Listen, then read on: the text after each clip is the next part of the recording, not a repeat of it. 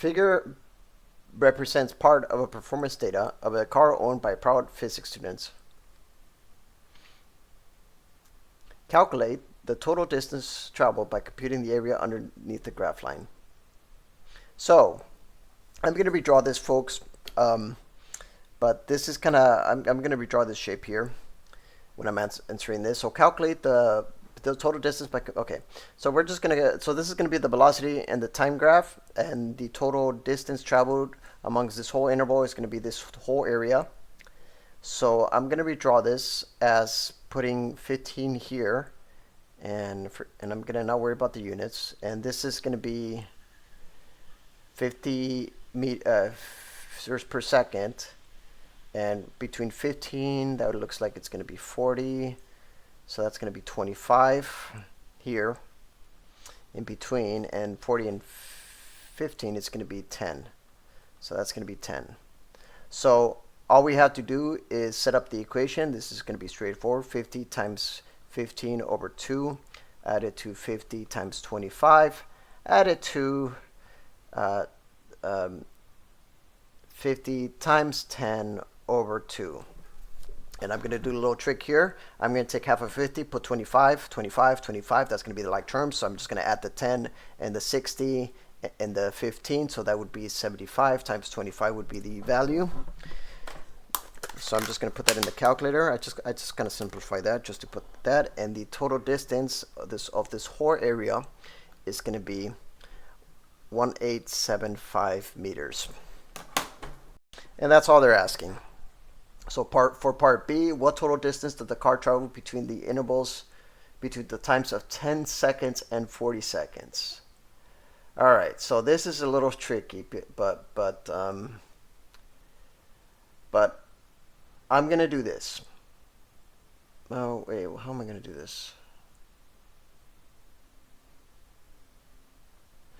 I'm gonna take this whole area. Wait, actually, I don't know what I'm gonna do.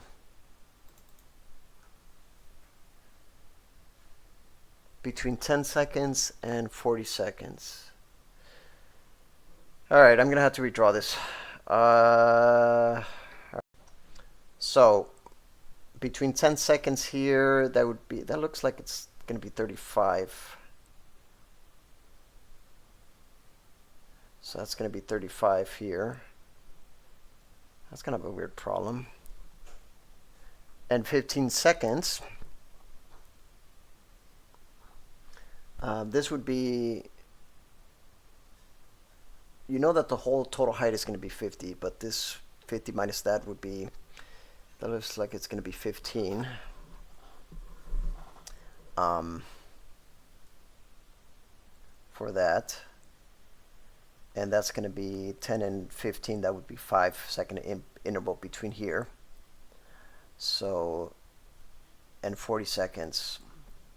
So, and then this other piece is just going to be whatever 25 times 50 is. So this is just going to be 1250. So let's just get that out of the way. So we just solved this area of this box portion. So now we're just going to compute the area here, which is going to be 35 times 5, which is going to be 175 here, and that distance is going to be 15 times 5 over 2. 15 times 5 divided by 2. Half of that would be 15 here. That would be 37.5 on that area. So 175 plus 1 plus 37.5 or 1250 would be, I'm going to have to check the answer in the back of the book here. 146. This is a weird question that they're even asking. Well, at least I got the answer. So the position here, and I did compute this correctly. So 1462.5 meters. That's what I got in the calculator. All right. So that was part, what was that? C, and draw the graph of its acceleration versus time between 0 and 50 seconds. All right, so this is pretty straightforward. So I'm just going to do a little sketch here. So this is going to be the t-axis, and this is going to be the a-axis. And here you're going to have a constant velocity at, well, I think I'm going to have to find that value. 50 divided by 15, whatever that is, 3.33, whatever. I'm not even going to write, oh, maybe I will. So this is going to be 3.33 meters per second square between the interval of 0 and 15. And that should multiply by 15 should get you to 50, and it does. And then between 15 and 40, here you have a no acceleration, so that you have a constant velocity. And then from here, 50 divided by, oh, that's just -5. So that's going to be -5 meters per second square. And that's going to be so that it's going to look something like this. I know it's sloppy, but whatever. I don't care. And par C, par D. Wait, what did I do? What the f...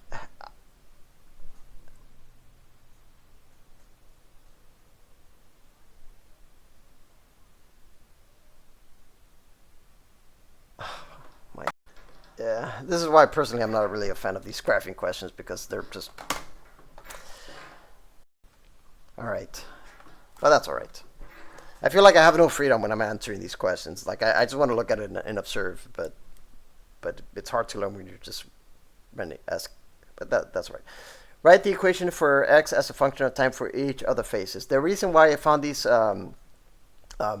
acceleration is so I can do part D. And part D is going to be, so the equation is going to be straightforward. I'm not going to put the bounds, but definitely put the bounds.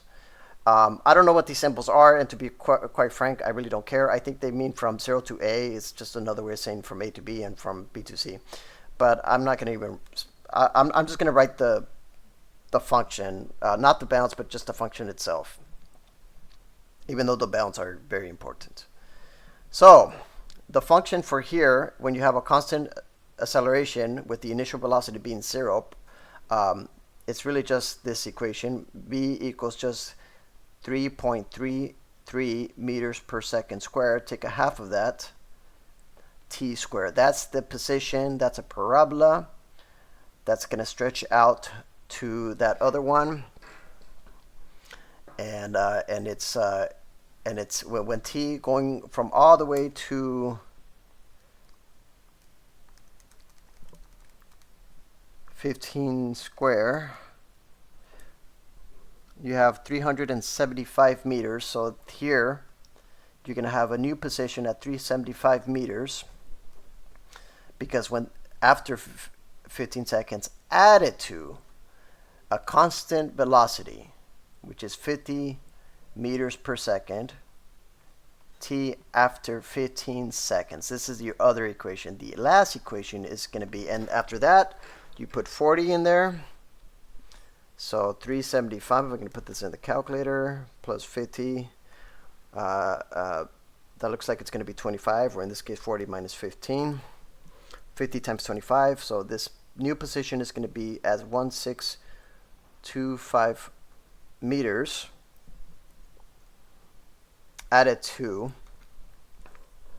and then now you're going to have some initial velocity being at 50 meters per second